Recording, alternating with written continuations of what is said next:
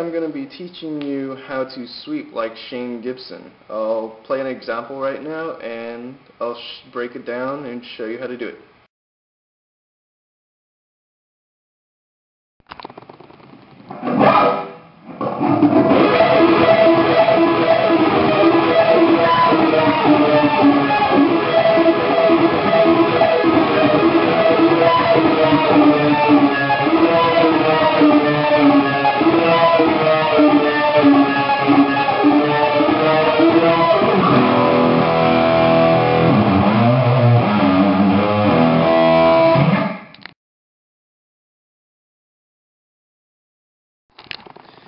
Hey, well, now that I've shown you what it looks like and what it sounds like live with both your hands coordinated and locking in with each other, the next part is to show you how exactly to do it, because this sweep picking is very, very different than what most of us are used to, which are you're moving your whole hand across and stuff like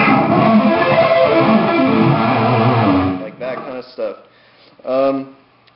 The picking hand in particular is very, very different because what you have to do is, this is the very important part to achieve that kind of percussive pick raking sound that you can hear.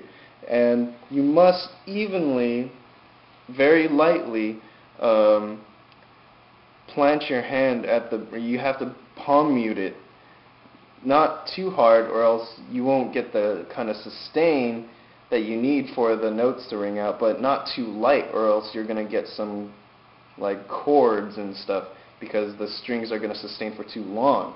And what you got to do is you got to plant it here, and your picking technique isn't like what I did before, where you kind of, the normal way is to like rake across like this with your hand freely kind of in the air. For this technique, you have to keep your hand planted, so what you have to do to sweep pick is to make kind of a circle motion while you're picking down and then picking back up. And this way you get the most consistent sounding sweep picking that you can get. If you go just straight up and down, it's a little harder to get it because sometimes the strings get caught in the pick. If you're very good, you can probably do it, but I'd say the easiest way to do it is to pick in kind of a circular manner. And what you can do to help this is to kind of move your thumb and index kind of like this when you're doing it. I think I've seen Shane kind of go down like this, and then his whole thumb kind of contracts, and he kind of pushes it with when he goes down, and when he comes back up, he kind of retracts his thumb. So when he's coming down, he's pushing it, and then when he's coming back up, he contracts. Okay? So you have to do those two together in order to achieve that kind of percussive picking sound. And that's probably the hardest part in this entire technique, because it's kind of hard to get used to it, to mute the strings firmly but lightly and evenly across, while also going at light speed like this. So just keep practicing it and eventually you'll get it.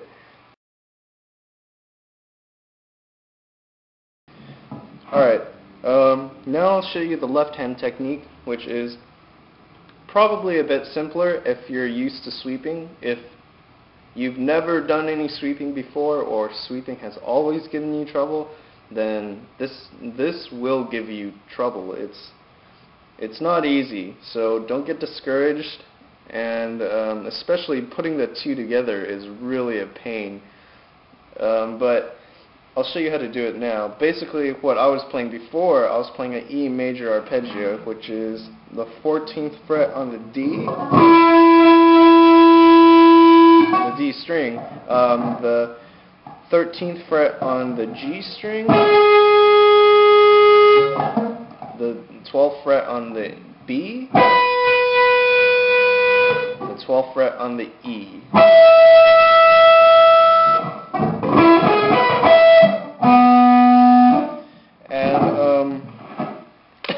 the most important thing about chords like that is that you must relieve the pressure of each string after you pick them, which is the most difficult part.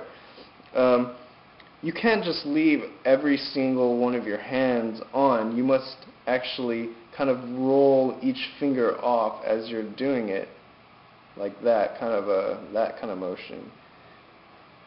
I found that that is the easiest way to make each note ring out its best without any added noise, without messing up and stuff like that.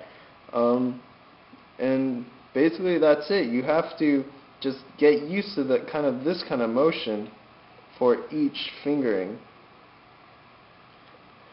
And I can't really give you any advice except just practice that. Practice timing the release of the pressure on each note with the picking.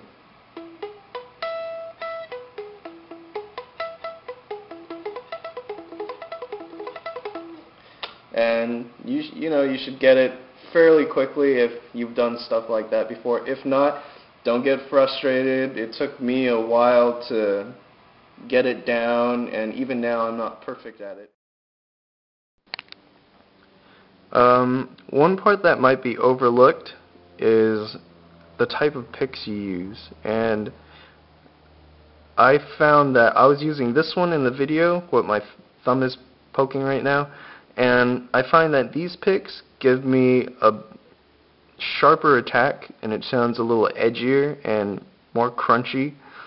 And usually that's the way with these kind of picks. Like when I alternate pick with them, they sound a little crunchier, stuff like that. And this one, to me it feels more comfortable to the sweep pick with this one, but it doesn't give me as much crunch and that kind of edge that I like out of that type of sweeping technique. But using this, you can get very good results as well. And you know, try them both out, experiment, and I would say even if you had to, then I would maybe even pick one of them and use one of them for a live show for sweep picking, and then use a different one for alternate picking. That might be a little kind of over the top, but if it sounds good and it makes you play better, then do what you can, and that's a very important fact. Well, and that's the last part. See you later.